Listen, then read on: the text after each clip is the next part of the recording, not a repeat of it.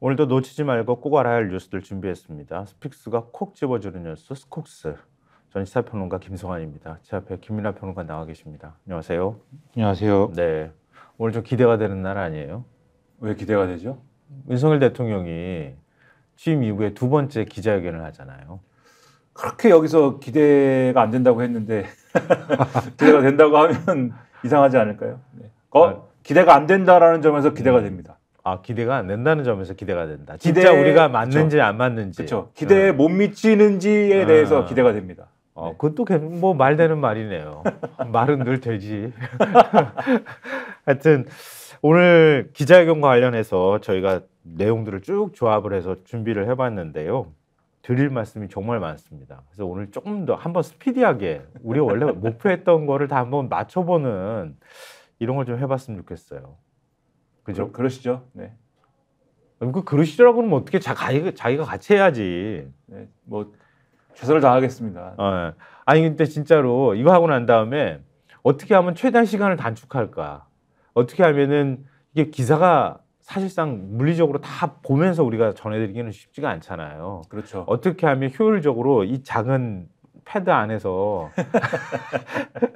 그 신문 기사를 여기다 집어넣고 어떻게 하면은 더 핵심적인 내용을 전해드릴까? 이게 항상 고민이어가지고 어떻게 하면 손을 더 빨리 할 수 있는 방법을 막 자꾸 찾아요. 어제도 제가 뭐 하나 찾았는데 최대한 하여튼 적응을 해보려고 노력하는 중입니다. 오늘 한번 그 목표가 달성될 수 있도록 좀 노력을 해보죠. 윤 대통령을 기자회견에서 어떤 발언을 할까 궁금하실 텐데요. 다른 신문들은 주로 기대를 담았는데 조선일보만 살짝 앞서갔어요. 윤 대통령이 어떻게 얘기할 것이다. 조선일보 일면 보여주십시오. 자, 저렇게 하단에. 근데 저 정도로 했으면은 좀 일면 사이드 톱 정도는 올려놔야 되는 거 아니야? 그렇죠. 그러니까 예를 들면 밑에다 박아놔.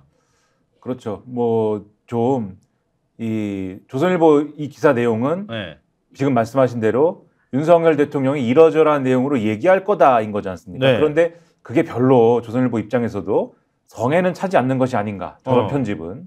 네, 그런 느낌이죠. 그 조선일보가 일면에다가 머리에 큼지막하게 윤 대통령의 총선 패배 이후에 정치하는 대통령 되겠다고 말했다는 거 그 딱 하고 올렸던 거잖아요. 그렇죠. 그런 걸 해야 사실 기자들이 그거에 대해서 질문을 하면 대통령이 한박 웃음을 지으면서 얘기를 할 텐데. 그리고 실제로 인사 발표하는 자리에 나와가지고 막 진짜 윤 대통령이 그렇게 웃는 거 별로 못 본 것 같은데 조선일보가 정치하는 대통령이라고 얘기했는데 그러면서 자기가 직접 인용까지 해가면서 얘기를 했었잖아요.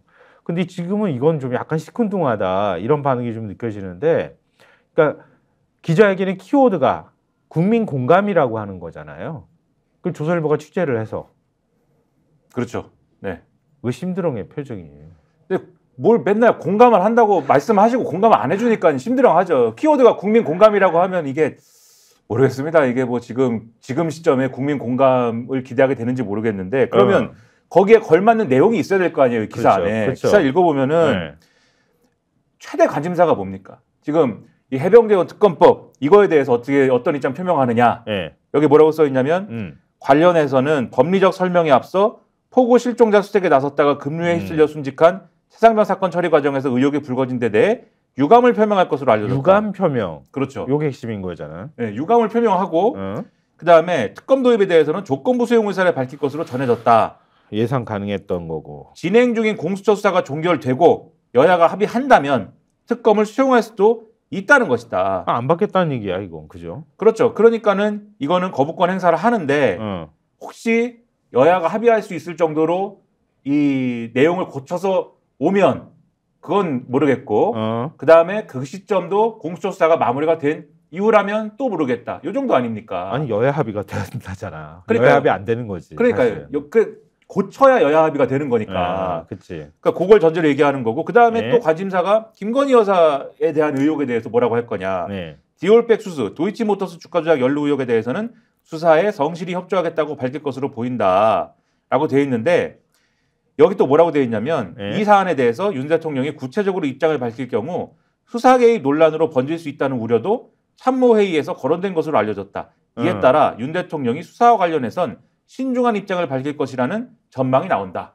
이걸 번역하면 어떤 얘기예요? 그거 수사 중인 사안이기 때문에 제가 여러 말씀 드리기는 어렵고 수사에 성실히 협조합니다. 그럼 끝난다는 얘기가 아니에요, 이 얘기가. 그럼 이거는 약속 대련이라는 얘기나 마찬가지처럼 또 들리는데. 그러니까 국민 공감이 있습니까, 여기에? 공감이 있나요? 기계 없는 이원석 검찰총장이 지금 수사 한번 제대로 해보겠다고 덤비니까 대통령이 마지못해서 수사 결과 지켜보고 제가 왈가왈부할 문제가 아니니까 그동안에 다 뭐 개입한 거나 한 몸처럼 움직인 검찰인데 굳이 다른 집안 사람인 것처럼 취급하는 것도 참 어색한 장면인데 하여튼 수사 결과 지켜보고 난 다음에 판단할게요. 이 정도 수준밖에 안 된다는 거 아니에요? 국민 공감이 되려면은 대통령으로서 이 사안에 대해서 어떤 생각을 가지고 있는지 그리고 기존에 설명한 게 사실관계가 안 맞았던 것도 많이 이제 드러났는데 네. 그거에 대한 판단은 어떤 것인지 특히 그러니까 지금 말씀드린 건 도이치모터스 주가 조작 사건에 대해서 그리고 디올백 수수에 대해서는 특히 윤석열 대통령이 어떻게 했는지 사전에 알았는지 가방 받아서 어떻게 했는지 등등에 대해서 이거는 윤석열 대통령의 이 어떤 그 몫이 있는 거잖아요. 그러면 여기에 대해서 어떻게 됐는지 설명한다든지 그런 걸 해야 뭔가 국민 공감의 전제가 되는 건데 이 기사에 따르면 그게 아니고 수사 중인 사안이어서 말 못합니다. 그렇다고 내가 경로에서 그렇게 됐다고 말할 수는 없잖아요. 그렇게 말할 수는 없으니까 하여튼 뭐 유감 표명하는 정도 수준에서 그치지 않을까 이제 이렇게 예상을 한 건데 조선일보 5면에도 관련 기사가 있는데 이것도 밑에다가 박아놨어요. 요렇게 되는 거예요. 위에는 바람. 오늘 문희상 전 국회의장이 바빴어. 여러 신문에 나와. 하여튼 전문가나 아니면 정치인들의 재언이 거기 위에 변명 대신 내 탓 인정하고 변화된 모습 보여주길 요게 들어가 있는 거고요. 이건 뭐 다 아실만한 내용이니까 빼고 밑에 있는 기사 보면 일정 안 잡고 막판까지 회견 준비 대통령실이 국민 눈높이에서 답변하겠다고 얘기했다. 대통령실 관계자가 이렇게 들어있는데 핵심 골자는 앞서 지금 김민하 평론가가 얘기를 한 거랑 거의 똑같은데요. 근데 제목으로 조선일보가 어제 하루 종일 이거 준비했다네요. 그거 쓰는 건 하나하고 대통령실 관계자가 국민 눈높이에서 답변한다고 얘기했는데 아까 지금 김민하 평론가 얘기했잖아. 그게 눈높이야? 그게 눈높이가 맞기는 한 거예요? 이런 의문이 뒤따를 수밖에 없잖아요. 그렇죠. 대통령의 눈높이에 맞는 회견이 될까 걱정이 된다는 말씀이고 특히 조선일보 그 위에 기사가 리드가 웃긴데 그러니까 여야 원로들과 정치학자들이 다 이렇게 얘기했다는 거예요. 남은 임기 3년의 방향을 결정할 분수령이 될 거다 이 기자회견이. 그게 핵심이었어. 맞아. 그렇죠. 그러면서 뭐라고 했냐면 이전과 달라진 모습을 보여준다면 민심의 지지를 회복하며 국정 운영 동력을 얻겠지만 종전처럼 자기 주장을 고집하거나 변명으로 흐를 경우 총선 패배 이상으로 리더십에 타격을 입을 것이다. 그러니까 국민들이 그래도 조금 마지막으로 기대를 걸고 이 기자회견까지 연다고 하니 그동안 그토록 기자들한테 질문도 안 받았던 사람이 이렇게 하는데 지금까지 총선 참패 이후에 보여줬던 모습은 매우 실망스럽다고 생각해왔지만 그래도 제가 아까 기대했던 것처럼 신락 같은 기대를 딱 걸었는데 오늘 기자회견 보고 안 바뀌네? 그럼 이제 끝났다. 그렇죠. 판단할 거라는 거 아니에요? 그렇죠. 그러니까 시민들이 원하는 걸 충족시켜줘야 되는데 원하는 게 뭔지도 잘 모르는 것 같은 그러한 느낌, 요 기사대로라면 느낌에서 오늘 또 신문을 제가 이렇게 보다 보니까 시민들이 원하는 거를 열심히 취재를 또 했더라고요. 그러니까 경향신문이라는 신문이 취재를 해서 제가 그걸 보고 일부러 내가 알고 있었지만 가만히 있었어요. 네, 경향신문이라는 신문을 보고 감동을 약간 해가지고 이렇게까지 취재를 했나? 네. 진짜 제일 공을 많이 들였어요. 6개 신문 중에서 제가 볼 때는. 그렇죠. 오늘 기자회견을 딱 타겟으로 삼아가지고 기사를 썼는데요. 경향신문 1면 보여주십시오. 자, 과오를 인정하려면 민심에 다가가려면 하고 1면이 이렇게 있고요. 그 다음에 종합면에도 기사들이 있는데 1면에서 간단하게 그 요지만 좀 말씀드리면은요. 윤 대통령 취임 2주년을 앞두고 각층 시민 53명의 인터뷰를 했다 그래요. 그래서 국정쇄신 시민 컨설팅 보고서를 경향신문이 같이 만든 거잖아요. 그러니까 시민들의 의견을 쫙 모아가지고 윤석열 정부는 이렇게 국정 운영을 해야 한다. 앞으로 어떤 변화를 꾀해야 된다라고 하는 거를 국정쇄신 시민 컨설팅 보고서라고 경향신문이 만든 거예요. 그걸 안쪽 지면에도 계속 이렇게 배치를 해놨거든요. 이렇게 지금 이게 3면이거든요. 민생소통 협치로의 국정전환이 희망전환 포인트 이렇게 돼 있고요. 뒤쪽으로 더 넘겨주십시오. 이렇게 4,5면을 쫙 펼쳐가지고 이렇게 들어가 있어요. 근데 그 내용이 굉장히 많은데 얼마나 쓴소리가 많은지 몰라요. 근데 기사 제목만을 중심으로 해서 저희가 뭐 말씀을 좀 드릴까 해요. 그렇죠. 이 기사 제목이 의미하는 바가 뭐냐면, 네. 그러니까 앞서 일면에 종합적으로는 과오를 인정해야 된다. 민심에 그렇죠. 다가가려면 이게 네. 핵심이었던 것 같고, 네. 여기 인터뷰에 응한 시민들이 사실 어떤 사람들이냐 약간 설명을 드리면, 윤 대통령을 지지했지만 총선에서 지지를 철회한 돌아선 시민들이 15명이었다고 그러고, 네. 대선과 총선에서 윤 대통령을 지지하지 않은 회의적인 시민들이 22명이었다. 그리고 두 번 모두 여권에 표를 줬지만 실망한 시민들이 11명, 투표에 참여하지 않기를 택한 시민들이 5명. 그러니까 골고루 사실 인터뷰를 한 거예요. 네, 인터뷰를 맞아요. 했는데 그래서 결과.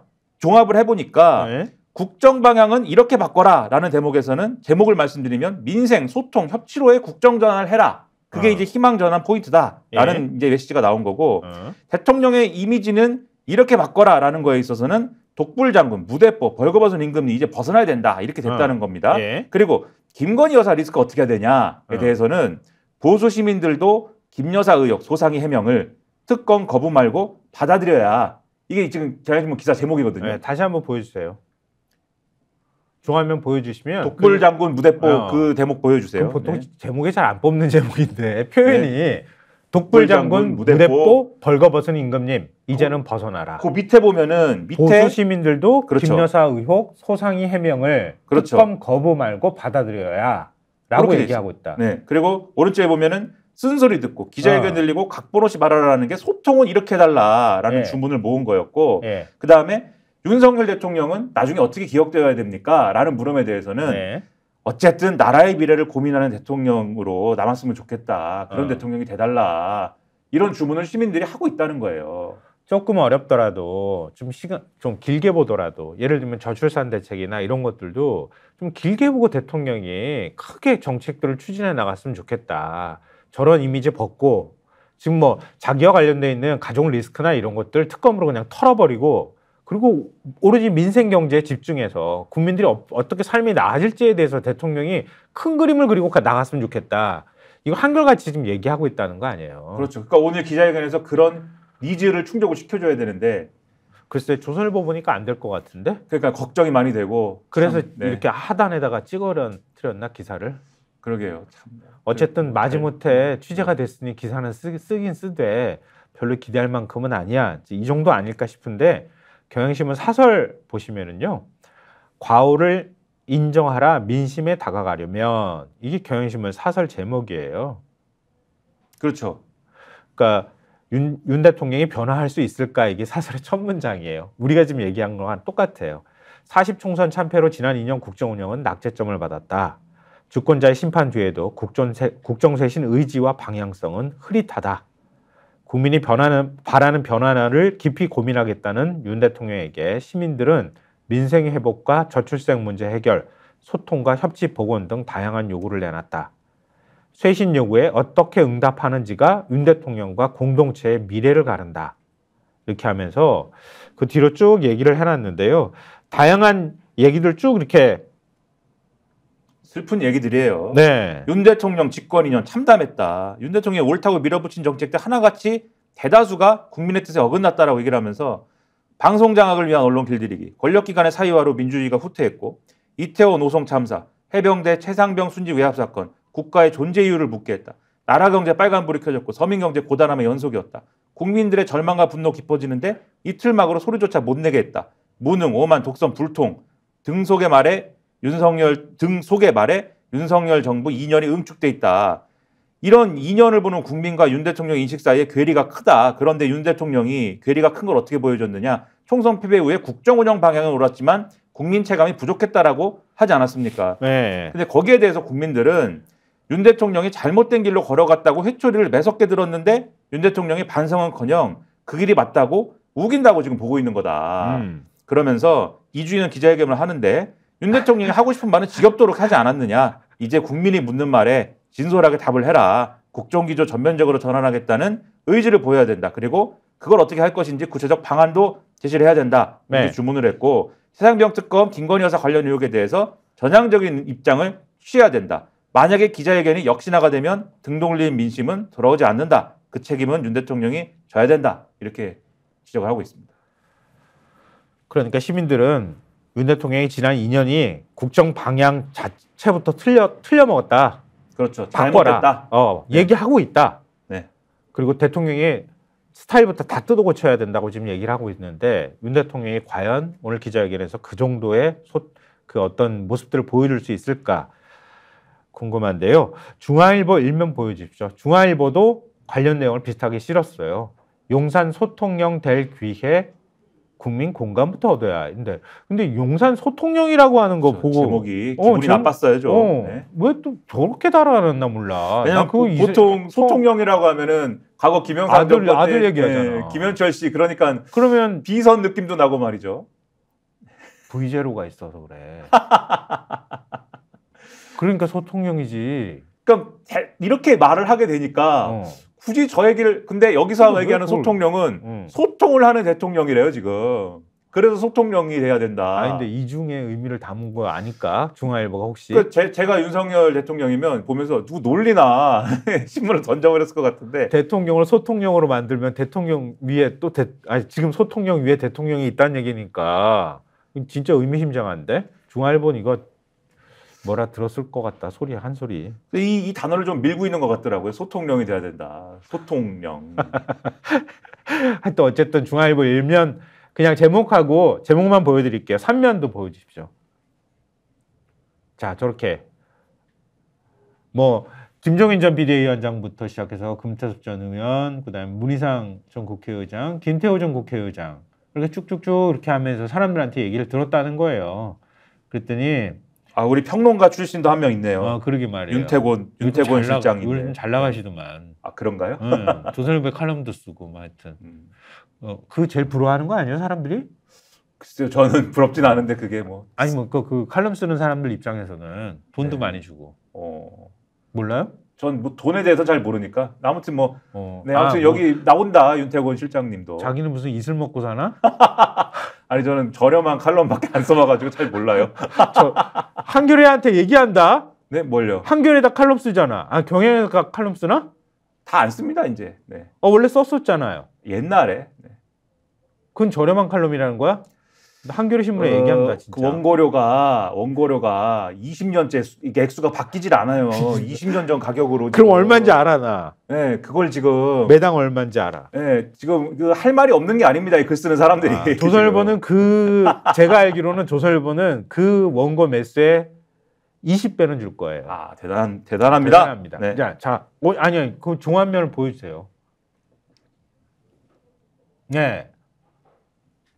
그러니까 똑같아요. 그냥 첫 문장에 혹시 보이실지 모르겠지만 김종인 전 비대위원장은 윤 대통령이 독단적 이미지를 바꿀 생각이 없는 것처럼 보이는 게 문제다. 뭐 이렇게 얘기했다고 하고 금태섭 전 의원은 내 편 나눠서 싸우는 내로남불 국정 운영을 운영을 해왔다 이렇게 평가를 하고 있다는 거고요.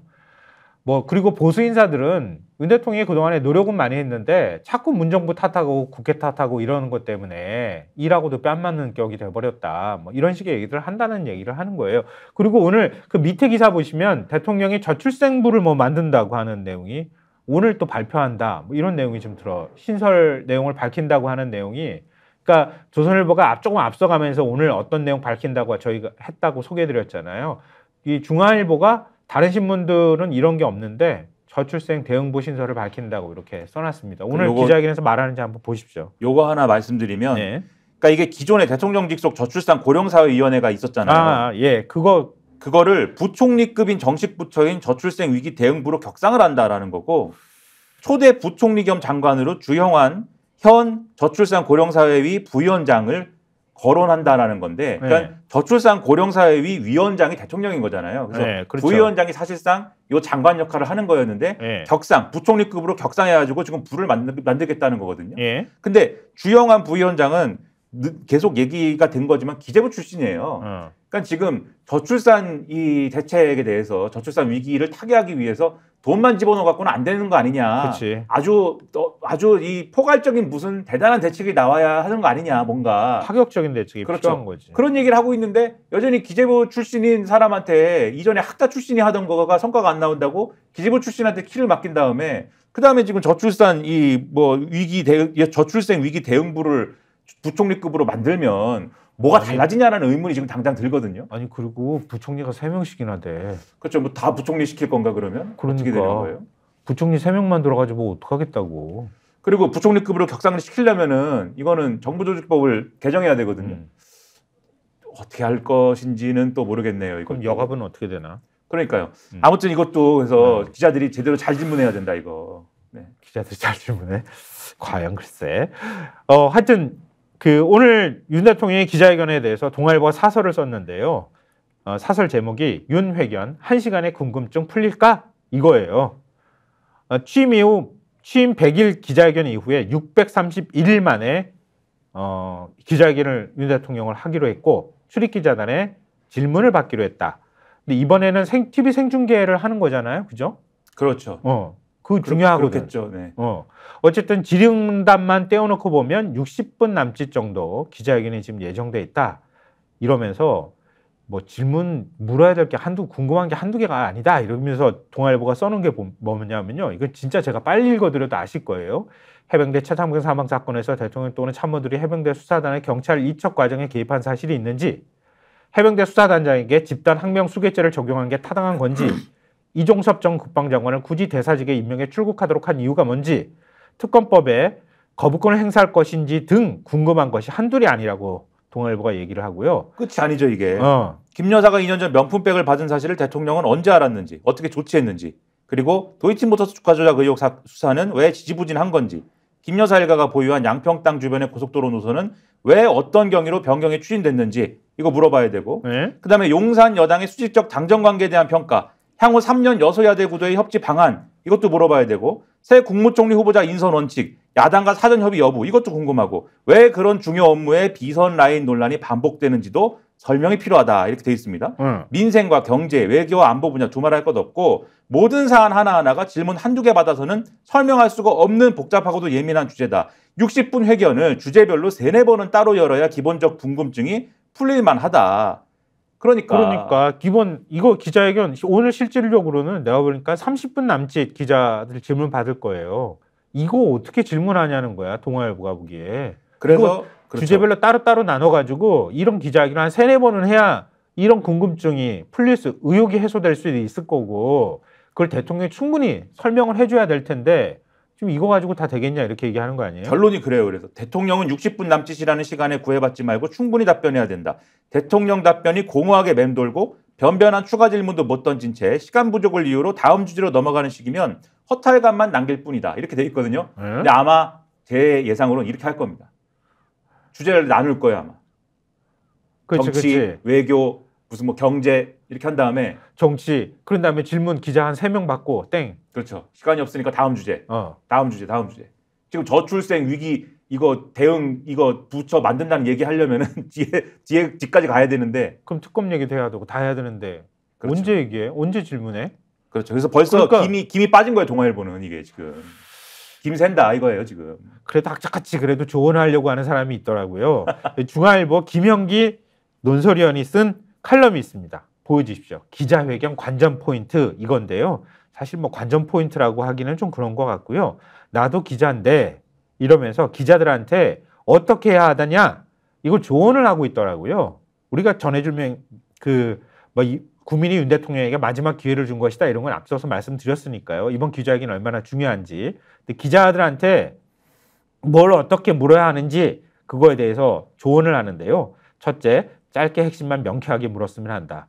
질문 기회를 주셔서 감사합니다. 이것을 안 했으면 좋겠어, 정말. 그렇죠. 대통령님, 감사합니다. 왜 대통령님한테 감사하나, 기자들이. 그냥 누구누구 무슨 기자입니다. 이렇게 얘기한다면 바로 질문하면 되잖아. 그렇죠.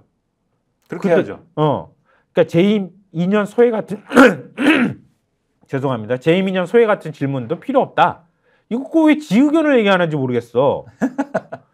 그러니까 시간 1시간 정도로 제한돼 있으니까 모두 발언까지 있고 그러니까 장황하게 묻지 말고 바로 본론으로 들어가서 대통령의 단답형 답변을 이끌어내야 한다.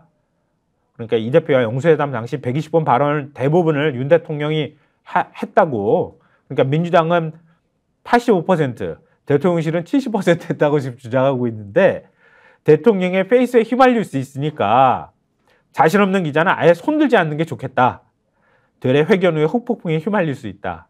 이렇게 얘기를 하고 있어요. 그러니까 길게 장황하게 질문하지 말고 본론만 요건만 간단하게 딱 예스다, 오와 노 나오거나 어떻게 하겠다는 단답형 답변이 딱 나온 게 질문하라 이거 아니에요. 그렇죠. 그리고 둘째, 선택과 집중이다. 대통령실은 주제를 폭넓게 가져가려 할 것이다. 그치, 아까 그거. 네, 이렇게 할 겁니다 아마. 그런데 주제별로 나눠가지고 하고. 그렇죠. 그래야 난감한 질문을 분산시킬 수 있다. 하지만 이 상황에 대다수 국민이 대통령 입을 통해 알고 싶은 건 뻔한 거 아니겠느냐. 최상병 사건, 즉 참모에게 경로한 게 맞는지, 특검법 어떻게 할 건지, 이종섭 전 대사 왜 서둘러 출고시켰는지 등, 그다음에 김건희 여사 의혹, 디올백 왜 받았는지, 어디에 뒀는지, 왜 사과를 하지 않는지 등, 국정 운영 방향, 이대로 향후 3년을 식물 대통령처럼 이끌 건지, 야당과의 협치 제도는 어떻게 할 건지, 이렇게 크게 세 가지를 집중적으로 묻기를 바란다. 두루뭉술하게 답이 나오면 사전에 준비한 다른 질문 말고 이 부분을 추가 질문으로 매섭게 집요하게 재확인하길 바란다. 이렇게 주문을 하고 있어요. 그러니까 질문에 재질문에 꼬리를 물고 질문이 이어져야 되는데 못 하잖아. 애초부터 안 되는 건데 뭐. 네, 그렇게 안 시켜주겠죠. 네. 그렇게 하라고 지금 훈장질 하는 건가? 근데 대통령실에서 그렇게 안 시켜줄 거고 아마. 셋째, 기자는 질문을 해야지 도발하면 안 된다. 네. 뭐야, 도발하면 안 돼? 네, 그리고 도발을 안 하겠죠. 그 자리에서. 뭐 기자가 도발을 하겠습니까, 거기서? 왜 미국 막 CNN 기자하고 막 대통령하고 막 싸우잖아. 그게 질문을 하는 거 과정인 거잖아요. 오히려 그런 거를 도발이라고 보는 게 문제죠. 그치. 대통령실이 문제죠, 그러니까. 확 날려버릴까 보다. 그래서 정신을 차리자. 네, 이런 결론에 도달하네요. 근데 지금은 이제 저희가 어떤 내용의 질문을 해야 된다고 하는 걸 동아일보, 중앙일보, 뭐 칼럼이나 사설을 통해 가지고 쭉 말씀드렸잖아요. 그런 질문이 또 나올 거고.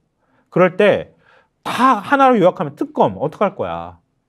김건희 특검 어떡할 거야? 대통령 지난번에 매정하고 박절하게 끊지 못해가지고 어쩔 수 없이 받았고 정치 공작이라고 그랬잖아요.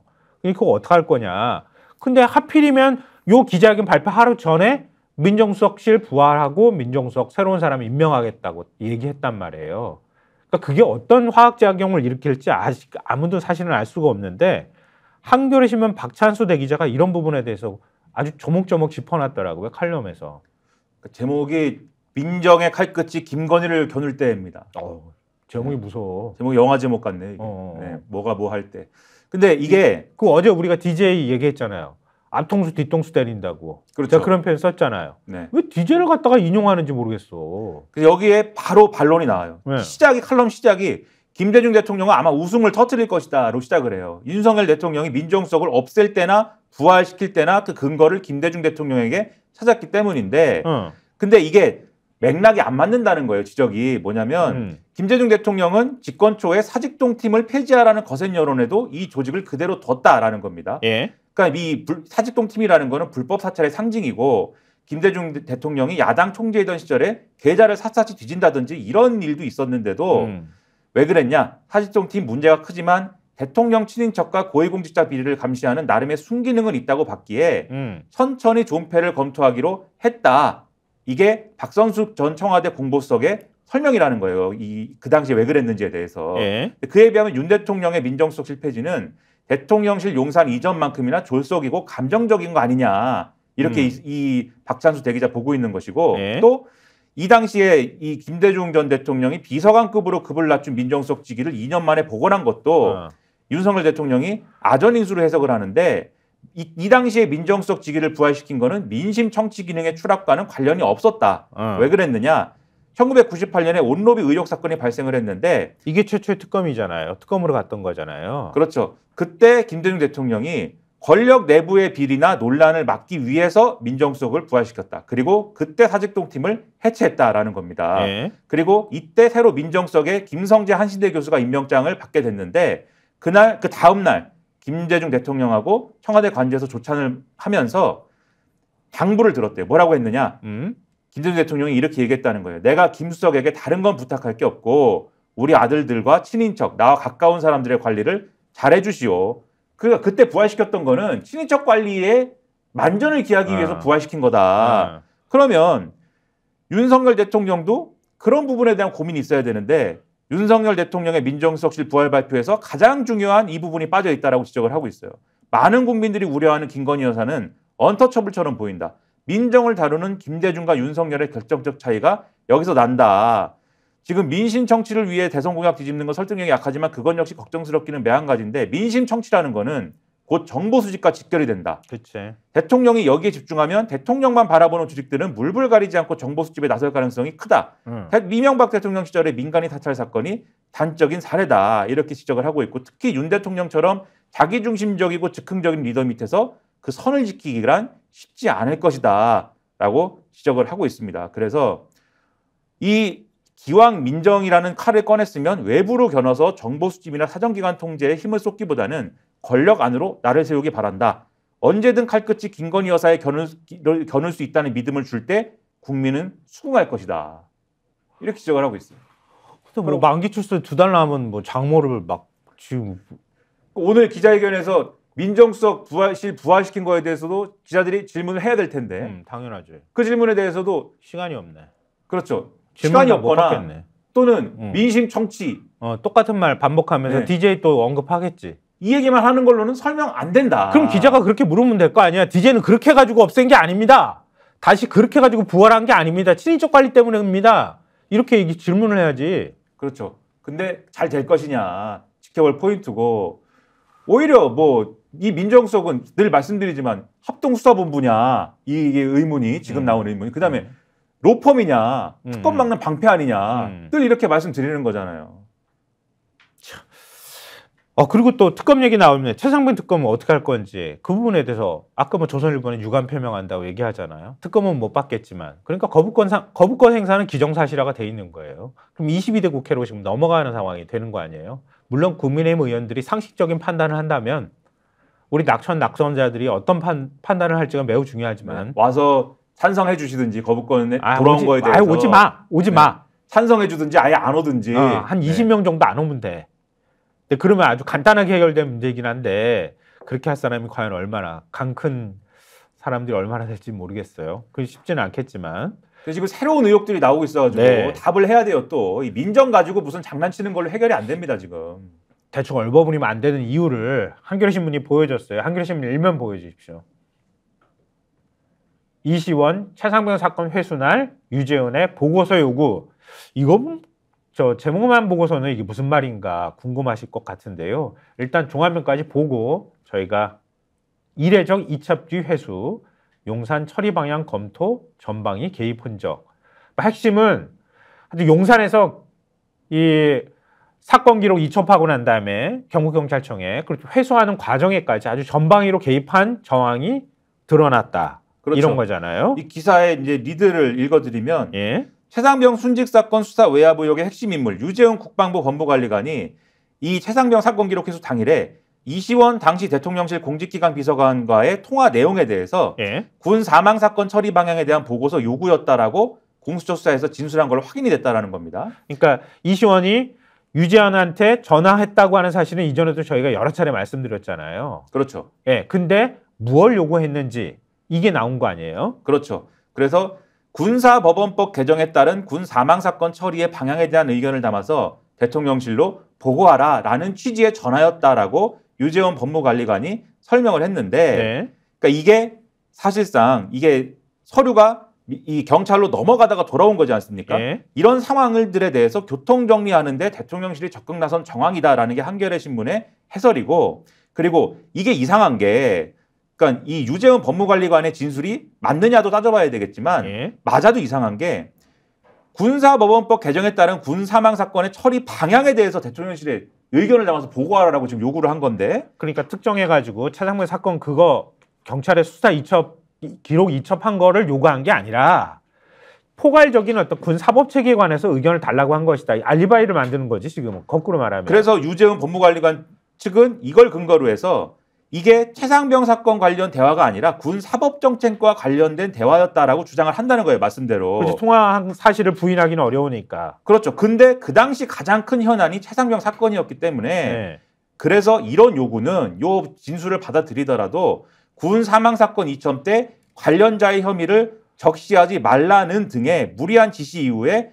벌어질 논란에 대해서 대통령실 차원에서 대비하겠다라는 취지로 해석할 수밖에 없는 거다. 이런 내용인 것이고, 그리고 이것과 관련돼서 최상병 사건 처리와 관련된 법률 대응 내용이 그러면 이 보고서에 포함됐을 가능성이 있다라고 볼 수 있다라는 겁니다. 그리고 네. 만약에 이 기록 회수는 이첩 보류 지시 등과 함께 이번 사건의 핵심 의혹 중 하나인데 예. 대통령실이 기록 회수에 직접 관여했다면 직권남용 권리행사 방해 혐의 인정 가능성이 더욱 커진다라고 이 기사에 돼 있고, 예. 그다음에 넘겨가지고 이제 종합면에 있는 기사에 좀 더 자세한 내용이 나오는데, 군인 사망 사건의 수사권을 민간 경찰에 넘기는 등의 내용을 담은 개정 군사법원법은 2022년 7월에 시행이 됐고, 이후에 다수의 군인 사망 사건이 있어서 군 수사기관에서 민간 경찰로 이첩이 돼 왔다는 거예요. 그러니까 그렇죠. 이첩 관련 실물 전차 등은 정비가 끝난 상태였다는 겁니다. 이미. 근데 굳이 군 사법체계 관련해서 보고를 해달라고 말할 이유가 없었다는 거잖아요. 그렇죠. 그날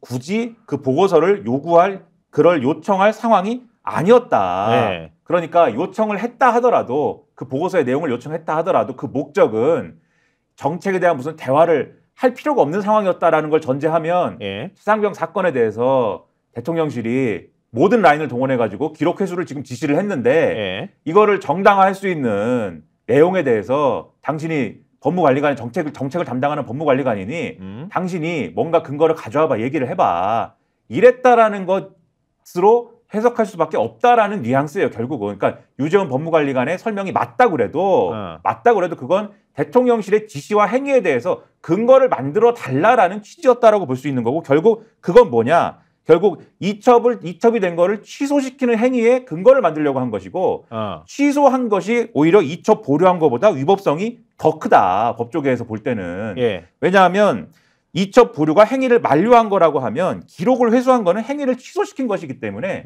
행위를 만료한 것보다 행위를 취소시킨 게 직권남용의 성립 가능성이 훨씬 크다.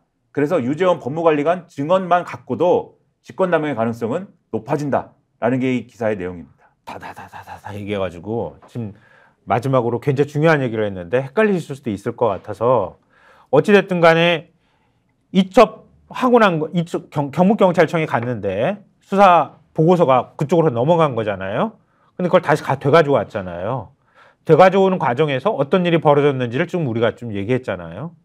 근데 그걸 예를 들면 이첩을 했다 그러면 정식 그걸 돼가지고 온다 그러면은 우리가 이첩한 거 수사 다시 우리가 가져올래 공문도 보내야 되는 그렇죠. 건데. 그리고 절차도 있어야 되고. 네. 하나도 없다는 거야, 그게. 절차도 불분명하고 그리고 서류로 뭘 요구한 것도 아니고. 누가 공공기관에서 공문 보내라고 그러지 누가 그걸 구두로 하라고 그래. 막 갖고 오고 그렇게 되는 게 말이 안 되잖아요. 그렇죠.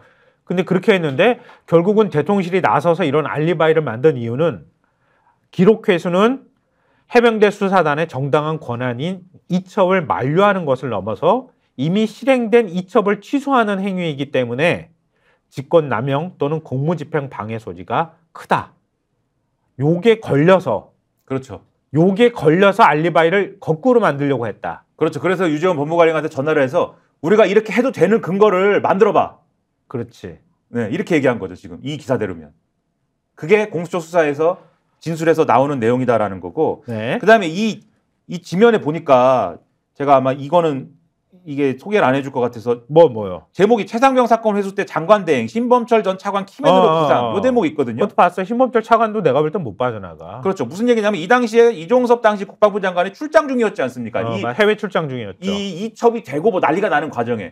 그러면 결국은 이거는 국방부 차원에서는 누가 결국은 하라고 해서 했을 텐데. 그렇지. 장관이 자리 비웠으면 차관이 권한 대행하는 그렇죠. 거지. 차관이 그러면 이첩을 회수하는 거에 대해서 지시를 했지 않겠느냐. 네.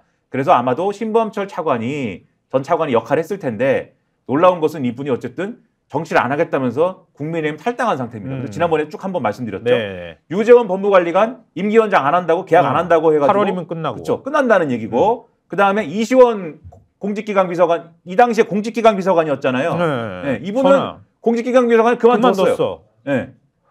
그러면은 대통령실의 정부에 부담 주지 않는 방향으로 지금 움직였다, 모두. 다들 지금 책임질 일이 생길 거라고 보고, 그치. 몸을 깨끗이 하고 있는 거예요. 옷을 벗고. 그치. 네. 들어갈 준비하는 거예요, 지금. 아, 들어갈 준비하는 거라고? 근데 들어가는 과정에 안 들어갈 준비하는 건 아니고.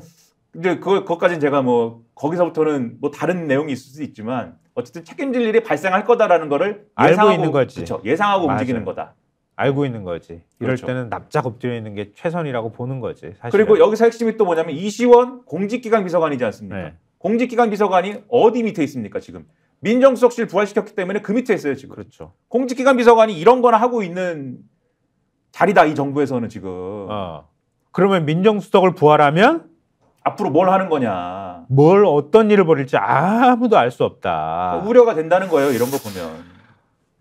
그 사이에 저희가 잠깐 이 기사는 너무 아까워가지고 잠깐 전해드릴게요. 이종섭 전 호주 대사 부임 11일 만에 귀국시켰잖아요. 그 귀국시키는데 세금 7천만 원 썼답니다. 그러니까 귀국시키고 그다음에 회의 잡고 뭐 뭘 하고 이런 데 들인 돈이죠 이게. 그러니까 6개국 공관장 회의를 연다고 했잖아요. 그렇죠. 그럼 6개국 주재 대사들이 다 들어와야 되는 상황이잖아. 여비만 6,500만 원 들었대. 야.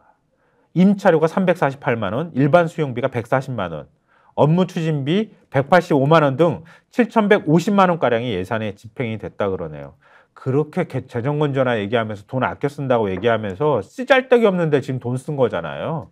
결국 호주 대사 그만뒀으니까 쓰잘데기 없는 돈 쓴 거지. 얼마 썼다고요? 7,150만 원. 그 돈 있으면 전세금에 보태는데. 그 대구에서 그 전세 피해자가 스스로 목숨을 끊는 일이 있었잖아요. 또 발생했죠. 그 전세금이 그 보증금 들어가 있는 게 이 금액 정도밖에 안 돼. 너무합니다. 뭐 오늘 한겨레 신문이 그것 때문에 사설도 썼더라고요. 일단 선 보상해주고 난 다음에 후 임대인한테 청구해가지고 받아내면 되지 않겠느냐. 전세사기 특별법 통과시켜라. 이렇게 한겨레 신문이 사설로도 썼더라고요. 네, 뭐 요거는 네, 그렇죠. 네. 중간에 저희가 전해드리려고 했던 거고요. 그러면은 민정수석 얘기로 다시 한번 얘기를 풀어나갔으면 좋겠어요. 그죠? 그러니까 이게 결국은 검찰 출신이거나 검찰을 활용하려고 하거나 결국은 검찰 정치, 검찰을 이용한 정치라는 큰 맥락에서 여러모로 이제 이게 참 걱정이 많이 되는 것 같아요. 그러니까 지금 어쨌든 검찰이 수사한다고 하는 거 대통령은 지켜보겠다고 하고 대통령실은 그거에 맞대응 카드라고 지금 의심받고 있는 민정수석을 만들고 그러니까 검찰은 점점점 사실 압박을 조여오는 듯한 느낌을 받을 수도 있는데 동아일보 오면을 보시면요. 지금 용산하고 여권이 어떤 인식을 갖고 있는지 이렇게 이것도 기사가 밑에 찌그러져 있어요. 용산 여권, 이원석의 검 2년간 사정 성과 못 내고 이제 와서 이렇게 얘기한다는데 지금 이원석 검찰총장이 막 수사하겠다고 덤비니까 지난 2년 동안 사정해가지고 뭐 성과도 못 낸 주제에 지금에 와가지고 왜 갑자기 뭐 수사한다고 그래? 이게 불만이 있다는 거잖아요. 그렇죠.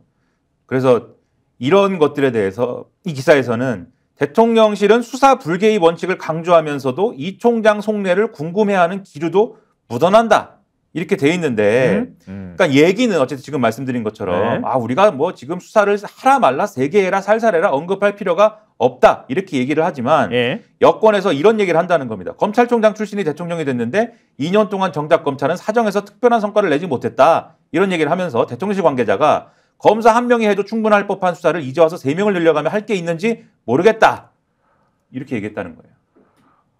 우리나라 검찰 훌륭하잖아. 뭐 이 정권의 공식 입장에 따르면 그렇죠. 그러니까 이원석 총장이 저 살아있는 권력 V 제로를 향해서 돌진해 가겠습니다. 이렇게 얘기하는 옛날에 윤석열 대통령 보는 것 같네. 그렇게 가겠다고 지금 수사하겠다고 얘기한 거 아니에요. 여권이 볼 땐 저건 무슨 생각이야? 그러면서 계속 지금 의심하고 있다고 하는 얘기고.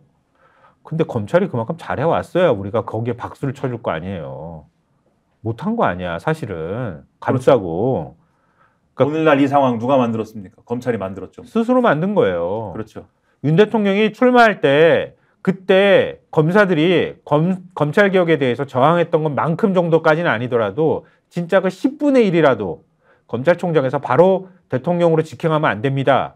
이런 목소리라도 냈으면 우리가 이렇게 얘기 안 한다. 진짜. 평검사의 기기 살아있다고 우리나라 검사들 믿을만하다고 얘기하겠다. 근데 그런 사람은 없었잖아요. 내 기억으로 1명인가 2명인가 뭐 글 썼다. 이 프로에서 글 썼다고 하는 얘기를 들어본 것 같은데. 나중에야 뭐 볼멘 소리하고 이랬죠. 네. 우리나라 검찰이 어땠는지를 경향신문 일면에서 보여주고 있습니다. 검찰 한동훈 딸 부모 찬스 의혹 보도한 기자들 수사.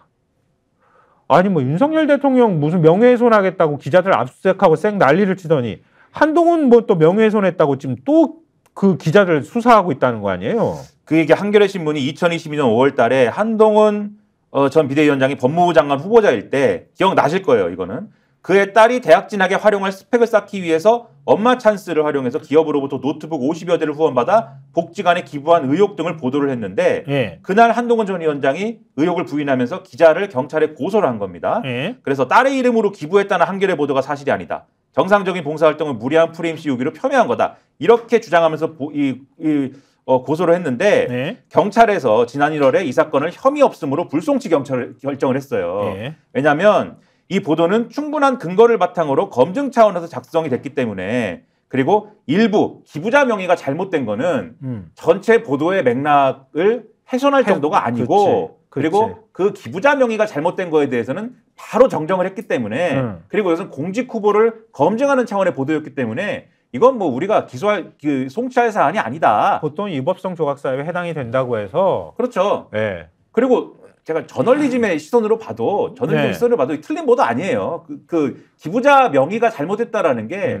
전체 보도의 흐름을 지금 이게 이 없는 사실로 만드는 그런 보도가 아니라고요, 이 보도가. 네. 맥락상으로. 네. 근데 어쨌든 그렇게 불송치됐는데 이게 지난번에 검경 수사권이 조정된 이후에 경찰이 불송치한 사건은 원칙적으로는 검찰로 송치가 안 됩니다. 그런데 이게 왜 검찰로 갔느냐? 이 당사자가 고소인이 경찰에 이의 신청을 하면은 검사가 이것에 대해서 재수사를 할 수가 있어요. 그러니까 지금 검찰로 넘어간 거고 사건이 네. 한동훈 위원장이 이의 신청을 해서 한동훈이 이의 신청을 해서 이의 신청 안 하면은 검찰이 수사를 다시 들어갈 수가 없는 상황이니까 그냥 끝나는 거예요. 그렇지. 1차 네. 수사 종결 그냥 경찰의 판단으로 수사 종결이 되는 건데 그렇죠. 한동훈이 굳이 이의 제기해가지고 이의 신청을 해서 검찰이 수사를 하게 된 거고 검찰이 수사를 하는데 굳이 기자를 지금 압수수색한 겁니다. 요즘 압수수색 명예훼손으로 이렇게 압수수색하면 어떡하냐 진짜. 기자들 다 압수수색당하는 시대가 돼버렸네. 참 황당한 일입니다. 그리고 한겨레신문 일면 하단도 보여주시면은 윤 정부 국회 압수수색 22번 95%가 민주 겨냥 이렇게 좀 기사가 들어가 있는데요. 그러니까 참여연대 사법감시센터가 윤석열 정부 2년 검찰 플러스 보고서 2024 검사의 나라 민주주의를 압수수색하다. 이 보고서 제목인데요. 이 보고서를 내놓으면서 검찰에 의한 검찰을 위한 국정 운영으로 국정 전반이 검찰 사법에 의해 통제되고 재조정됐다. 이렇게 평가를 했는데요. 여기 보고서를 보면 수사기관의 압수수색 영장 청구 건수는 지난해 총 45만 7,160건으로 이전 정부 때인 2021년 34만 7,623건에 견져 11만 건가량이 늘어났다고 합니다. 윤석열 정부가 출범한 2022년 5월 10일부터 지난해 11월 10일까지 이전 정부, 야당, 노동조합, 시민단체, 언론사 등 정부와 다른 입장을 지닌 대상을 상대로 한 주요 수사 22건에서는 124건의 압수수색이 이루어졌다고 합니다. 그리고 그 압수수색이 정치권을 상대로 한 압수수색 건수 또한 크게 늘었는데 그중 95%가 민주당에 집중돼 있었다 이런 얘기입니다. 검찰 정치 이런 비판이 안 나올 수 없는 거고 네. 그런 것들에 대해서도 답을 해야죠. 오늘 기자회견에서 질문도 하고. 맞아요. 네, 답도 해야죠. 너무 시간이 짧아. 이렇게 가지고는 안 돼. 우리 시간도 짧아. 사실 답변해야 될 주제들이 더 있어요. 사실 의대 증원 문제에 대해서도 답을 해야 되고. 그럼 제목만 우리 쭉 준비한 거 제목만 쭉 해서 보여드릴게요. 봐보세요. 지금 민주당이 그래서 민주조국당 검수안박 시즌2 연대 6개월 내 마무리 이렇게 돼 있고요. 자, 동아 오면도 보여주십시오. 검찰에 남은 부패 경제범죄 2대 수사권까지 박탈. 동아일보는 약간 불편한 시각을 담아서 기사를 썼어요. 근데 한겨레신문 한번 보여주세요. 한겨레신문 4면. 여기는 검수완박이 아니죠. 검찰개혁 시즌2 거야 토론회 개원 6개월한 수사 기소 분리 이렇게 되어 있는 건데요. 그러니까 서부학 경희대 법학전문대학원 교수가 이날 지금 토론회를 연 거잖아요. 토론회인가요? 세미나인가요? 세미나죠. 거기에서 기조발제를 했다 그래요. 근데 서 교수의 말의 핵심이 이거예요. 그동안에 검찰개혁 제대로 못했으니까 이번에는 속도전으로 6개월 안에 완전 수사 기소 확 분리하는 작업에 들어가야 된다. 지금 국민의힘하고 여권하고 합의하는 게 중요한 게 아니다. 뭐 이렇게 발언했다고 하는 거잖아요. 이런 문제에 대해서도 답을 해야 되고 예. 또 의대 정원 문제. 네. 동아일보 이면 보여주십시오. 의대 정원 배정이 회의록 작성했다고 총리실이 말하더니 교육부는 회의록이 없다고 얘기하더라. 그러니까 지금 동아일보가 어제도 사실 관련 보도를 했었어요. 그죠? 의대 그렇죠. 증원 관련 논의를 했다고 하는 회의체가 4개가 있는데 그 회의에 들어갔던 사람들한테 다 취재를 해보니까 2,000명이라는 숫자는 아예 언급조차 되지 않았었다는 얘기잖아요. 그렇죠. 근데 법원이 이번에 의사들이 제기한 관련돼 있는 그러니까 의대 증원이 부당하다라고 하면서 하는 관련돼 있는 소송에서 행정 절차를 다투는 거죠. 거기에서 관련 회의록이 있으면 제출을 해라 이렇게 얘기하니까 정부에서 각 부처가 뭐 회의록이 있다더라 없다더라 막 하면서 말 바꾸기 하다가 지금 결국은 회의록이 있다고 총리실에서 말했는데 알고 봤더니 교육부가 이 배정이라고 하는 거는 의대 증원을 어떻게 배정할 건가 논의하는 곳이니까 거기에서 논의를 하는데 회의록이 우리는 없다 이렇게 얘기한다는 거 아니에요. 요약된 것만 있다 이렇게 얘기하고. 그 2,000명이라는 숫자는 어디서 나오는 거냐? 동아일보 사설에서도 비판했더라고요. 그렇죠. 제목이 2,000명은 어디서 나온 건가요? 대통령 입에서 나왔지. 그러니까 이것도 답을 해야 되고 2,000명 근거는 뭐냐에 대해서. 그러게 말이야. 그리고 또 오늘 예, 그 마지막으로 보여주세요. 네. 마지막 오늘 조선 한국 한겨레 경향이 일면에서도요. 이 소식을 다 공이 다뤘어요. 대통령 기자회견보다 오히려 더 크게 다뤘던 소식이에요. 조선일보 이면과 한겨레신문 이면. 이건 조선일보 이면이었고요. 이게 한겨레신문 이면입니다.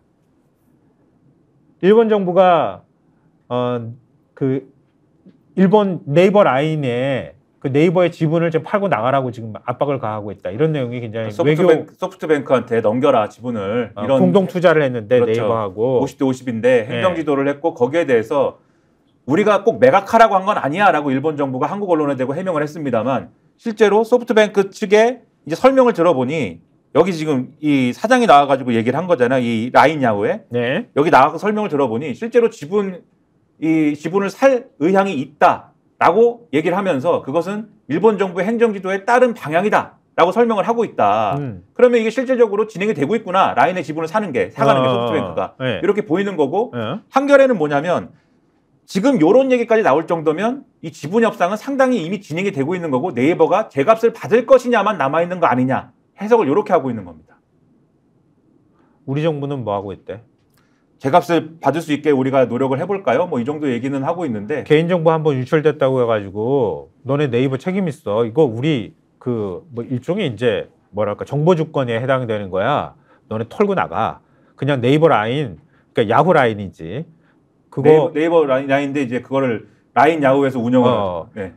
근데 그거 일본이 다 가지고 갈게. 우리가 압도적 다수의 어떤 지분을 갖게 하고 너네들은 그냥 손 털어. 이렇게 얘기를 한다는 거 아니에요. 앞으로 네이버와의 기술적 협력도 다 순차적으로 마무리를 다 한다고 합니다. 소프트뱅크. 그 라인 야후에서. 그러니까 우리 정부 뭐 하고 있냐고. 그건 기업이 알아서 할 일이야? 네이버가 제값을 받을 수 있도록 노력을 한다는 분위기예요. 네. 파는 건 뭐 기정사실인 것 같고. 아무것도 안 하겠다는 얘기네. 네. 일본이 빈잔의 반을 언제 채워주는지 기다리고 있습니다. 그러니까 말이야.